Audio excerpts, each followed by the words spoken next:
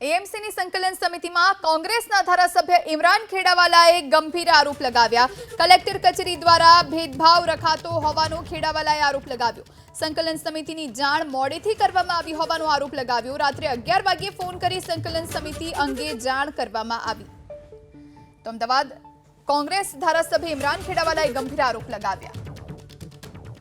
Election પછી આજે collector meeting પણ હતી અને કમિશનરશ્રીની મીટિંગ હતી। કલેક્ટરશ્રીની સંકલન સમિતિ મીટિંગના અંદર મને રાત્રે 11 વાગે ફોન આવે છે કે સવારે તમારે 11 વાગે કલેક્ટરની સંકલન સમિતિની મીટિંગ છે। એટલે મેં જે અધિકારીનો ફોન આવ્યો તેને કીધું કે ભાઈ તમે કેમ અમને અગાઉથી જાણ નથી કરતા।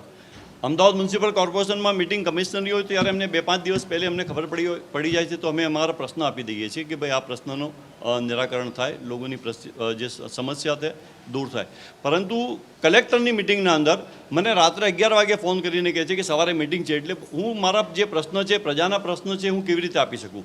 એટલે મેં સવારે મીટિંગમાં તો હું નહોતો ગયો, પરંતુ બપોરે પછી મેં કલેક્ટરશ્રીને વિનંતી કરી કે તમે અગાઉ અમને પહેલાંથી જાણ કરો